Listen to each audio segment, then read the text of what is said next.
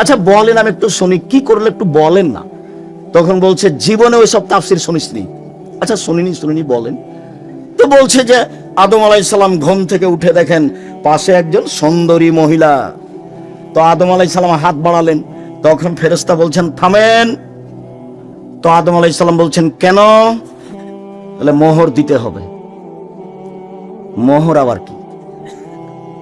তো বলছে যে মুহাম্মাদের নামে 10 বার দুরূদ পড়ে দিতে হবে, সেইটা হলো মোহর। আল্লাহ বলছেন যে আদম আলাইহিস সালাম সবচেয়ে বড় শিক্ষিত পৃথিবীতে। কেন? আল্লাহ বলছেন আমি আদমকে কি করেছি? সবকিছু শিখিয়ে দিয়েছি। এমন কোনো কিছু পৃথিবীতে ছিল না, এখন নেই, কিয়ামত পর্যন্ত হবে না, যেটা আদম জানতেন না। আদম আলাইহিস সালাম পৃথিবীতে সবচেয়ে বড় শিক্ষিত। এত বড় শিক্ষিত মানুষ বউখান কিভাবে হালাল করতে হবে সেটাই জানেন না। মোহর না দিয়েই হাত বাড়াতে গেলেন, ফেরেশতা বললেন থামেন। আদম আলাইহিস সালাম বললেন কেন? মোহর দিতে হবে। মোহর আবার কি জিনিস? মুহাম্মাদের উপরে 10 বার দরুদ পড়ে দিতে হবে, 1000 বার দরুদ পড়ে দিতে হবে। আমি কিয়ামত পর্যন্ত সময় দিয়েছি, কিয়ামত মানে আমার মরা পর্যন্ত। যেমন কোরআন মাজিদের গায়ে শরীফ লেখা আছে, আমি সময় দিয়েছি কিয়ামত পর্যন্ত না, আমার মরা পর্যন্ত। কোরআন মাজিদের শেষে 1 পৃষ্ঠা দোয়া লেখা আছে, দোয়া ও খাতমিল কোরআন। আমি বলেছি নবীর নয়, এটা মানুষের বানানো। সময় দিয়েছি কিয়ামত পর্যন্ত না, আমার মরা পর্যন্ত। আপনি মনে কষ্ট নিয়েন না, আমি আপনার ভাই। আপনি মনে কষ্ট নিয়েন না, আমি আপনার ভাই। আপনি মনে কষ্ট নিয়েন না, আমি আপনার ভাই, আমি আপনার ছেলে। আপনার বাড়িতে লেখাপড়া করে আমি মানুষ হয়েছি, আপনার সামনে আমি হক কথা বলবো, এটা আমার অধিকার আছে। আপনি যদি কিছু মনে করেন আমি দুঃখিত, আপনি দায়িত্ব পালন করেননি। এই জন্য মুকশিদুল মুমিনিন বইয়ে প্রথমে লেখা আছে 1 ওয়াক্ত নামাজ কাজা করলে 80 হোক বা জাহান্নামে থাকতে হয়। প্রমাণ করেন দেখি, প্রমাণ করেন দেখি। বইয়ের এক জায়গাতে হেডলাইনে লেখা আছে অবিবাহিত ছেলেমেয়ের পড়া নিষেধ। অবিবাহিত ছেলেমেয়ের পড়া নিষেধ। যে দেখে সেই পড়ে, যে দেখে সেই পড়ে, যে দেখে সেই পড়ে। আমি নিজে পড়ে দেখলাম, আমি নিজেও পড়ে দেখলাম, দেখি কি আছে। আমি তো বিবাহিত মানুষ, আমি তো আর নায়ের মধ্যে নেই, তা আমি পড়ে দেখলাম। এখন লেখা আছে ভরা পেটে স্ত্রী মিলন হলে ছেলে ভ্যাংচা হয়, সফরের পূর্বে স্ত্রী মিলন হলে ছেলে কানা হয়, চন্দ্র সূর্য গ্রহণে স্ত্রী মিলন হলে ছেলে টেরা হয়। এসব কথা লেখা আছে। আল্লাহর কসম, আমি আব্দুর রাজ্জাক বিন ইউসুফ আপনার কাছের মানুষ, আল্লাহর কসম এগুলো সত্য কথা নয়, বরং কোরআনের বিরোধী। আল্লাহ বলছেন নিসাউকুম হারসুল লাকুম ফাতু হারসাকুম আন শাইতুম। পৃথিবীর মানুষ তোমাদের স্ত্রী তোমাদের জমি, পৃথিবীর মানুষ তোমাদের স্ত্রী তোমাদের ক্ষেত, পৃথিবীর মানুষ তোমাদের স্ত্রী তোমাদের জমি। তোমরা তোমাদের জমিতে আসো তোমাদের ইচ্ছা মতো, সকালেই কি, দুপুরেই কি, ভরা পেটেই কি, সফরের পূর্বেই কি, চন্দ্রগ্রহণ লাগলেই কি আর না লাগলেই কি। ঋতু হাইজ অবস্থায় স্ত্রী মিলনে যাওয়া না, বাস। এটা আল্লাহর দেওয়া বিধান। পৃথিবীর মানুষ, আমার একটি কথা জানা থাকলে অন্যকে বলো। পৃথিবীর মানুষ, বানি ইসরায়েলের কাহিনী বলো, কোনো দোষ নেই, মানে সত্য কাহিনী হতে হবে। 1 মিনিট, সত্য কাহিনী হতে হবে। 1 মিনিট, 1 মিনিট বলে কি বলতে চাচ্ছেন আব্দুর রাজ্জাক সাহেব? হ্যাঁ, একটা সত্য কাহিনী দেখাই। ইশতারা রাজুলুন মিন রাজুলিন আকারান। একটা লোকের কাছে জমি কিনে নিয়েছিল হাজার হাজার বছর পূর্বে। জমি চাষ করতে গিয়ে স্বর্ণের পাতিল পেল। এখন জমি ক্রেতা স্বর্ণের পাতিলটা বিক্রেতার কাছে নিয়ে গিয়ে বলছে খুদ দাহাবাকা মিন্নি, আপনি স্বর্ণের পাতিল নেন। ইশতারে তো মিনকাল আর ধরম আপতা মিনকা দাব, আমি আপনার কাছে জমি কিনে নিয়েছি, স্বর্ণের পাতিল কিনে নিন, নেন নেন। তখন বিক্রেতা বলছে বাইতুলার জমা ফিহা, জমিও বিক্রি করেছি, জমিতে যা ছিল সবই বিক্রি করেছি, পাতিল নেব না। হাদিস বুখারী মুসলিম, হাজার হাজার বছর আগের কাহিনী। এই হলো বানি ইসরায়েলের কাহিনী। পৃথিবীর আলেম ওলামা, তোমরা বানি ইসরায়েলের কাহিনী বলো। ও মুফাসসির সাহেব, আপনি বানি ইসরায়েলের সত্য কাহিনী বলেন, আপনি সহিহ হাদিস বলেন। যদি আপনার কোনো কথা এমন হয়ে যায় যেটা নবীর নয়, তখন থাকার জায়গা জাহান্নাম, পথ ঘাট থাকবে না। যোগ বা যত বড়ই হোক, পীর যত বড়ই হোক, লাভ হবে না, বাঁচার কোনো পথ নেই। হাদিস বুখারী মুসলিম। আল্লাহ নবী বলছেন কাফাবিল মারে কাদওয়ান ইউহাদ্দিসু বিকুল্লি মা সামিয়া, মুখ দিয়ে কথা বলার পূর্বে ও যেন তদন্ত করে দেখে তদন্ত না করে যেন কোনো কথা ধর্মের নামে না বলে, বন্ধ থাক, ধর্ম বন্ধ থাক। তুমি বলিও না, বলতে গেলে দেখে বলিও। আমি বলছি না যে আপনি কাঁদমাশা করিয়েন না উজুতে, আমি এই কথা বলছি না। আমি বলছি আপনি কাঁদমাশা করেন, কিন্তু যদি নবীর না হয়ে থাকে তাহলে আপনার কি হবে? আপনার আমি এটা বন্ধ করতে আসিনি। আপনি বলেন আল্লাহুম্মা সাল্লি আলা সাইয়্যিদিনা নাবিয়ানা মুহাম্মদ, বলেন, আমি আপনাকে নিষেধ করিনি, এই কাজ আমি করি না। আপনি বলেন, আমি যেটুকু বলছি সেটুকু হচ্ছে এইটা যদি নবীর না হয় তাহলে আপনার কি হবে? তাকে আপনি তদন্ত করেন, নবীর প্রমাণ হোক। আপনি একজন বড় মুফাসসির, আপনি একজন বড় মুফাসসিরের সহযোগী, আপনি এমনটা করছেন, যদি রাসূলের না হয় তাহলে আপনার এবং তার কি হবে, এইটা আপনি বিবেচনা করছেন না কেন? আমি তো মনে করছি এইভাবে তাফসীর করাটা ঠিক ওইরকম। কেমন? ফাতেমা যেমন বলেছিলেন, ফাতেমা কান্দিয়া কয় আজ বুঝি হুসাইন কারবালাতে শহীদ হয়। ফাতেমা কান্দিয়া কয় আজ বুঝি হুসাইন কারবালাতে শহীদ হয়। যেদিন হুসাইন কারবালাতে শহীদ হচ্ছেন ইরাকের মাটিতে, তার 49 বছর আগে ফাতেমা মারা গেছেন। কতদিন আগে মারা গেছেন? 49 বছর আগে। তাহলে ফাতেমা এইভাবে কিভাবে বলবেন? তাহলে তো ধর্মের কথা, আমি যদি এরকম বক্তা হই তাহলে আমার কথা হয়ে গেল ওইরকম পুথির গানের মতো, 6 মাসের রাস্তা মর্দ 6 দিনে গেল, ঘোড়াই চড়িয়া মর্দ হাঁটিয়া চলিল। ধর্ম এরকম নয়। কেউ যেন চোখে আঙ্গুল না ঢোকাতে পারে এইভাবে বলার চেষ্টা করেন, তবে মানুষ হিসেবে কোনো জায়গাতে ত্রুটি থাকতেও পারে। আবু মুসা আশআরী রাদিয়াল্লাহু তাআলা আনহু বলেন, রাসূল সাল্লাল্লাহু আলাইহি সাল্লাম বলেছেন, আইয়ুমা রাজুলিন লাহু ওয়ালিদা, কারো যদি একটা কাজের মেয়ে থাকে, কাজের মেয়ে, ফাআদাবাহা ফাসানা তাদিবাহা, তাকে যদি শিষ্টাচার শিখিয়ে দেয়, সুন্দর শিষ্টাচার শিখিয়ে দেয়, আল্লামাহা ফাসানা তালিমাহা, তাকে যদি বিদ্যা শিখিয়ে দেয়, সুন্দর বিদ্যা শিখিয়ে দেয়, ফালাহু আজরান, তার জন্য ডবল নেকি রয়েছে। কাজের মেয়েকে বিদ্যা শিখাতে হবে, কাজের মেয়েকে শিষ্টাচার শিখাতে হবে। শিষ্টাচার কি জিনিস? নখ বড় কেন? শিষ্টাচার গ্রহণ করো, কেটে ফেলো। কপালে টিপ কেন? শিষ্টাচার গ্রহণ করো, টিপ তুলে ফেলো। শোনো, যেই ওই পায়ে যেগুলো বাজে সেগুলো কি? নূপুর। এই বাজনা নূপুর কেন? এটা শয়তানের বাজনা, খুলে ফেলো। এইভাবে চুল বেনি করে উপরে ধামাওয়ালিদের মতো করে রেখেছো কেন? এই শিষ্টাচার বন্ধ করো। শিষ্টাচার কি জিনিস? শিষ্টাচার কি জিনিস? আম্মু বাড়ি থেকে বের হলে আমাকে সালাম দিয়ে বের হও, শিষ্টাচার। আম্মু বাড়িতে ঢোকার সময় সালাম দিয়ে ঢোকো, শিষ্টাচার। আম্মু পড়তে বসলে নাসফালাক ইখলাস রব্বে জিদনি ইলমা বলে পড়তে বসো, শিষ্টাচার। আম্মু ডান পায়ের জুতা আগে পরো, বাম পায়ের জুতা পরে পরো, শিষ্টাচার। আম্মু বাম পায়ের জুতা আগে খুলো, ডান পায়ের জুতা পরে খুলো, শিষ্টাচার।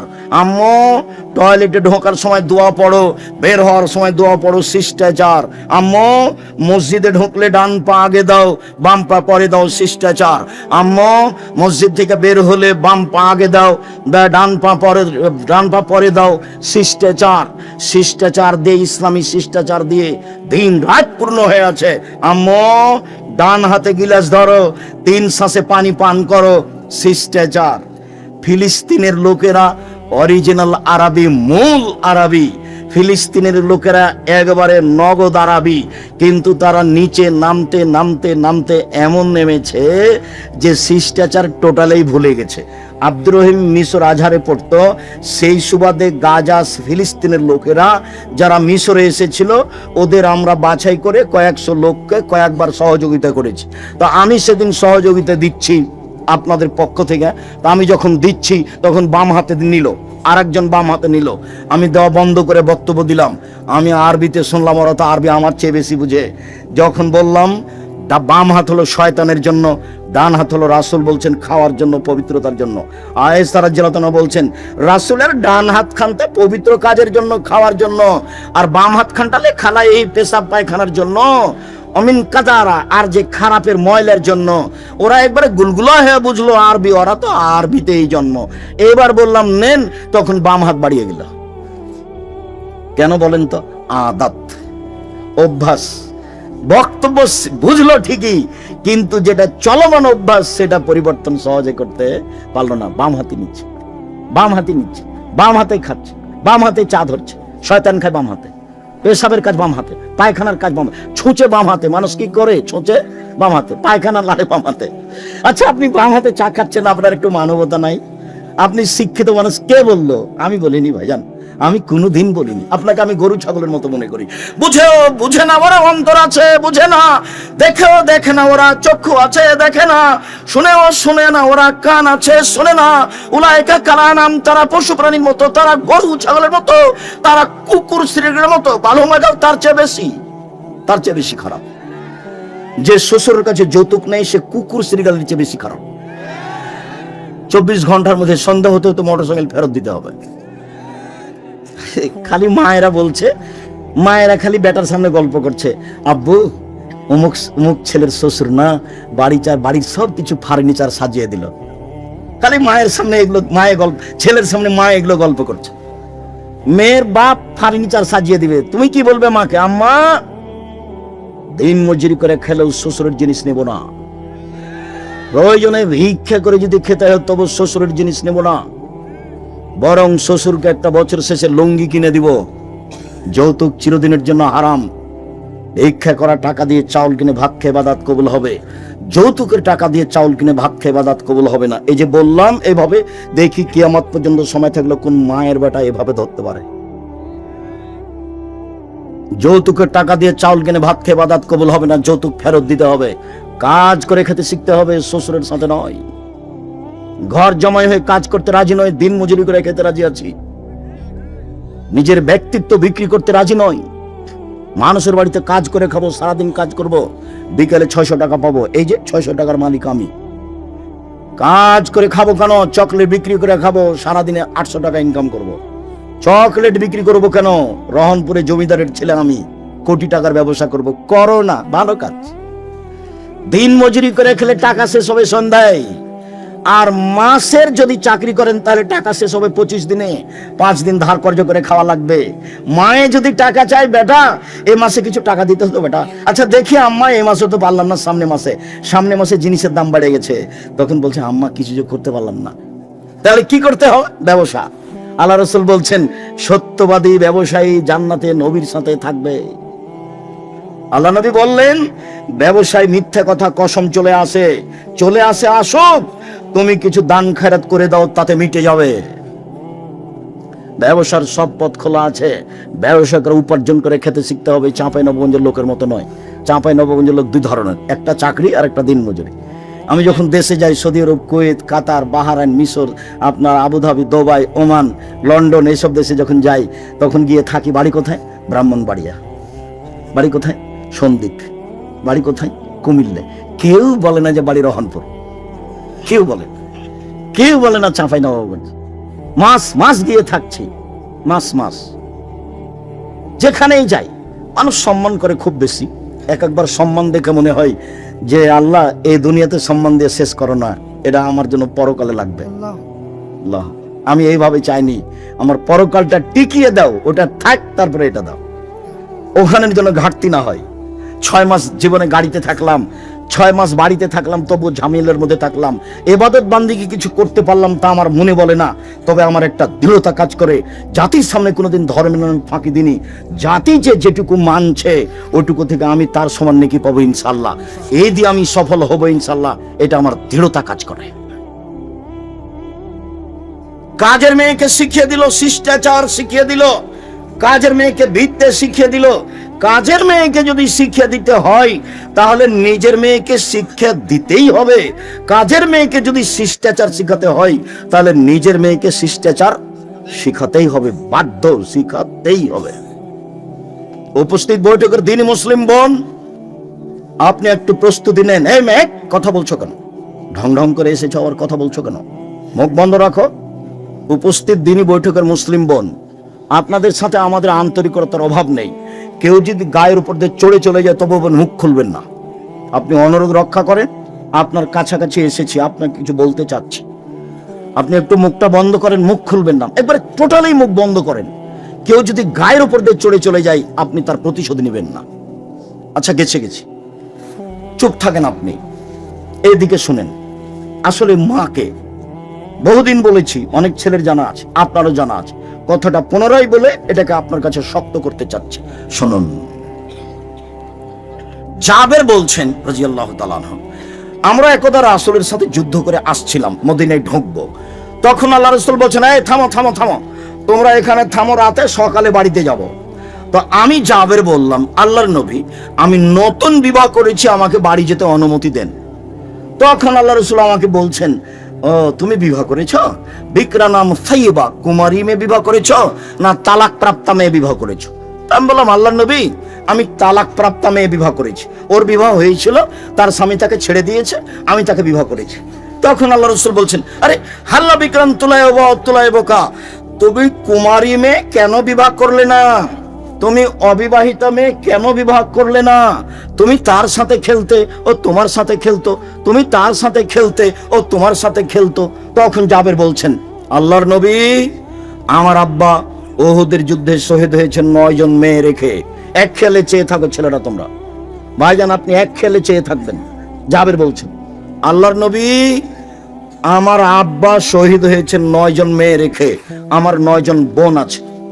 আক্রাহ আন উজাব আন আতাজাওয়াজা মিসলাহুন্না, আমি আমার বোনদের সমবয়সের মেয়েকে বিবাহ করা পছন্দ করছি না 4টা কারণে। আমি বেশি বয়সের মেয়ে বিবাহ করেছি 4টা কারণে। আমার বোনদের সমবয়সের মেয়েকে বিবাহ করা পছন্দ করিনি 4টা কারণে। এক, লিতুআল্লিমাহুন্না, আমার স্ত্রী যেন আমার বোনদেরকে বিদ্যা শিখাতে পারে। বিদ্যা তো একটা স্কুলে আছেই, ওমা তোমার আকাশ তোমার বাতাস। আমি ঠাকুরের নিন্দা করিনি, আমি বলেছি তোর বাপের আকাশ। ও সববার বলছে ও কালিমা তোমার আকাশ তোমার বাতাস। বাংলার মানুষজন ভেবে দেখলো না, চিন্তা ভাবনা করলো না, দিনরাত বলছে, আমার আর করার কি আছে? আমি মানুষ হিসেবে যা বুঝেছি সেটা বলেছি। তো আমি ঠাকুরের মানের হানি করলাম কি করে? 5,000 কোটি টাকার মামলা হলো। আমি যখন কাঠগড়ায় উঠলাম, তখন জজ আমাকে বলছে, আপনি পিস টিভি করেন, পিস টিভিতে কথা বলেন আপনি? বলে জি। আপনি পিস টিভির আলোচক? জি। আপনার মামলাটা আমি খারিজ করে দিলাম প্রথম দিনই। আর 1,000 কোটি টাকার মামলা ছিল সিলেট সুনামগঞ্জে। তো আমি যখন কাঠগড়ায় দাঁড়ালাম, তখন আমাকে বলছে, এভাবে দেখেন, আপনার সাথে মামলা নিয়ে আমার কোনো কথা নেই। ওই নথিটা এভাবে উল্টে দিলেন, দিয়ে বলছেন আপনার সাথে কিছু কথা। আমার বক্তব্যকে তো একবার তন্ন তন্ন করে দেখেছে। বলছে যে আল্লাহর নবী এবং আয়েশা একসাথে গোসল করলেন, উভয়ের পরনে কাপড় ছিল না, এই কথাটা আপনি কেমনে বললেন? কিভাবে বলতে পারেন? আমি তো উত্তর দিব না, কিছু বলবো না। আমাকে উকিল বলেছে, যাই বলুক মুখ খুলবেন না। এর নাম জজ, যেটা বলবে সেটাই হবে, মুখ খুলবেন না। চিরদিন আপনার কথা শুনেছি, আজকে আমার কথা শুনবেন দয়া করে। ঠিক আছে, আপনার কথাই শুনবো, মুখ খুলবো না। বলছে, 1 বালতি গরুর পেশাবে কাপড় ভিজিয়ে দিলে তাতে সলাত হবে, এই কথা আপনি কেমনে বললেন? হোসেন আহমদ মাদানী শিরক করেছেন ডালিম গাছের নিচে বুখারী পড়িয়ে, আপনি এই কথা কেমনে বললেন? কথা কিন্তু হুবহু এরকম নয়, মানে কমবেশ করে বলা হচ্ছে। তো 16 মিনিট কথা বলার পরে একটানা 16 মিনিট কথা বললেন, আমি মুখ খুলিনি। 16 মিনিট পরে বলছে যে আপনি এই কারণে এখানে এসেছেন আমার মনে হচ্ছে না, অন্য কিছু কারণ হবে। মানে আপনি বলেছেন শাহজালাল সিলেটির কবর ভেঙে দিতে হবে, ওই জন্য আপনি এখানে এসেছেন। আসলে আপনি ঠাকুরকে বলেছেন যে তার বাপের আকাশ, এই জন্য আপনি আসেননি, ওই কারণে এসেছেন। তার মানে মাঝারি মানুষ তারা। তো বললো যে আপনার কি জামিন মঞ্জুর করা হলো? উনি বললেন না যে আপনার মামলা খারিজ করে দিলাম, উনি বললেন জামিন মঞ্জুর করা হলো। আর যারা সামনে ছিল তাদেরকে বললেন যে আপনারা তার সাথে কথা বলবেন না। তারপরে একবার গেছিলাম, তারপরে আর যাওয়া লাগেনি। আলহামদুলিল্লাহ। বলছিলাম, সম্মানিত দিনী ভাই বোন, রাসূল সাল্লাল্লাহু আলাইহি ওয়াসাল্লাম যেভাবে বললেন, জাবের বলছেন রাসূলের উত্তরে, 1, আমার স্ত্রী যেন আমার বোনদেরকে বিদ্যা শিখাতে পারে। 2, আমার স্ত্রী যেন আমার বোনদেরকে শিষ্টাচার শিখাতে পারে। উপস্থিত বৈঠকের দিনই মুসলিম বোন শুনেন, এই শোনো, শিষ্টাচার কি জিনিস? শিষ্টাচার কি জিনিস? বাড়ি যাওয়ার সময় একটা বই নিয়ে যাবো, আদর্শ পরিবার। আদর্শ পরিবারের শুরু থেকে শেষ পর্যন্ত সবই শিষ্টাচার, সবই শিষ্টাচার। ছেলেরা হাতে মেহেদি লাগাতে পাবে না, ছেলেরা মেহেদি লাগাবে মাথার চুলে ও দাড়িতে, যেটা সাদা হয়ে গেছে। মহিলারা হাতে মেহেদি দিবে, হাতে তো মেহেদি দিবেই, পায়েও দিতে হবে, হাতে ও পায়ে দুইটাতে দিবে। তো আমাদের চাঁপাইনবাবগঞ্জে তার কথা ছড়িয়ে আছে, আল্লাহর নবী দাড়িতে মেহেদি দিয়েছিলেন, সেই জন্য পায়ে দেওয়া যাবে না। কথা যে মিথ্যে, ঠিক আছে, আল্লাহ নবী দাড়িতে মেহেদি দিয়েছিলেন, কথা তো ঠিক। তো আল্লাহ নবী দাড়িতে তো আতরও দিয়েছিলেন। তো আল্লাহ নবী বললেন, হায়জলা ঋতুওয়ালা মহিলারা যখন ঋতু থেকে পবিত্র গোসল করবে তখন লজ্জা স্থানে আতর ব্যবহার করবে। তো আল্লাহ নবী দাড়িতে যে আতর লাগিয়েছেন, এবার সবাই মনে হয় কথা ধরতে পারেননি, আবার বলবো নাকি? বলবো, আল্লাহর নবী দাড়িতে মেহেদি লাগিয়েছেন, ভালো কথা, আমরা বুঝলাম যে সেই জন্য মেহেদি মহিলারা পায়ে লাগাবে না। দাড়ির একটা না, মেহেদির একটা সম্মান হয়ে গেছে। তো আল্লাহ নবী বলছেন যে যাদের হায়েজ হয়েছে মহিলারা, ওরা যখন হায়েজ থেকে গোসল করে পবিত্র হবে তখন আল্লাহ নবী বললেন যে ওরা যেন লজ্জা স্থানে আতর ব্যবহার করে। তো আতর যে আল্লাহ নবী দাড়িতে লাগিয়েছেন, এইবার তার মানে হলো এই লজ্জা স্থানে না লাগানো জিনিস, দাড়িতে লাগানো জিনিস লজ্জা স্থানে চলে, সেটা যদি চলে তো পায়ে কেন চলে না? কথা এরকম নয়, কথা হলো এরকম যে দাড়ি পেকে গেলে মেহেদি লাগাতে হবে। মেহেদি একটা জিনিস, এর মান বাড়লো কমলো এটার বিবেচনা করা যাবে না। আতর হচ্ছে একটা জিনিস, পুরুষেরা গায়ে হাতে মুখে মাথায় লাগাবে, আর মহিলারা ফরজ গোসলের পরে, ঋতু থেকে গোসলের পরে লজ্জা স্থানে লাগাবে। এটা হলো রাসূলের নিয়ম, আদেশ। এইটাতে আতরের মান বেড়ে গেল, এই কথা ভুল। এখন একটা ছাগলের বাচ্চা কুকুরের দুধ খেয়ে বড় হয়েছে, তখন মৌলানা সাহেবকে জিজ্ঞাসা করেছে, মৌলানা সাহেব এই ছাগলের গোস্ত খাওয়া যাবে কিনা? তখন মৌলানা সাহেব বলছে, এটা কথা হলো নাকি? হ্যাঁ, ওটা কুকুরের গোস্ত, কুকুরের দুধ খেয়েছে, ওটা হারাম। তো বেকায়দা হয়ে গেল। তাহলে পশু প্রাণীর উপরে কি কোরআন হাদিসের বিধান আছে? পশু প্রাণীর উপরে কোরআন হাদিসের কোনো বিধান নেই। ও পায়খানা খেয়ে বড় হোক, না হলে ঘাস খেয়ে বড় হোক, ওটা পশু প্রাণী।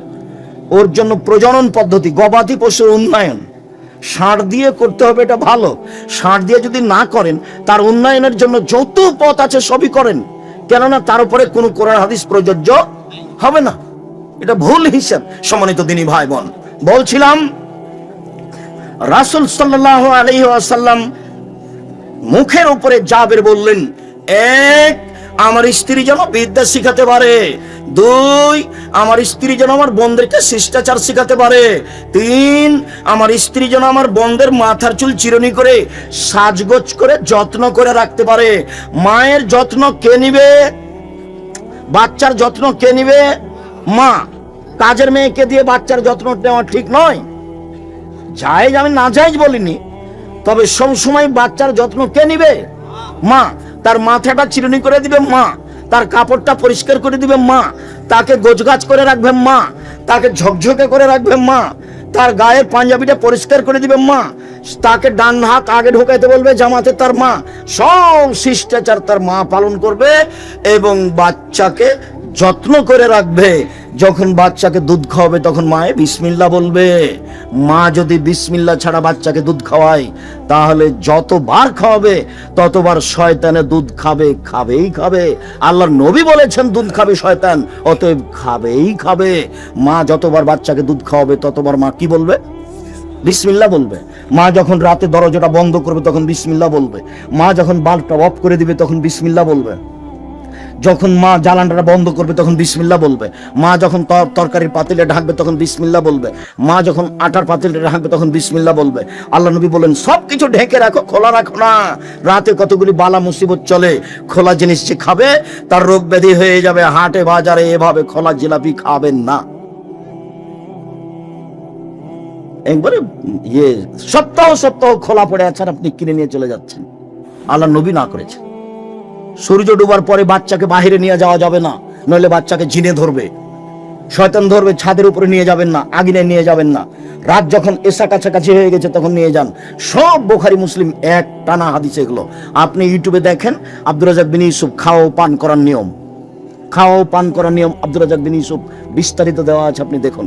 সম্মানিত দিনী ভাই বোন, 4 অতাকুম আলাইহিন্না, আমার স্ত্রী যেন আমার বাচ্চাদেরকে পাহারা দিতে পারে। উপস্থিত বৈঠকের মুসলিম বোন, এই মেয়ে কথা বলছো কেন, কথা বলছো কেন? 4টা সিরিয়াল করো তো।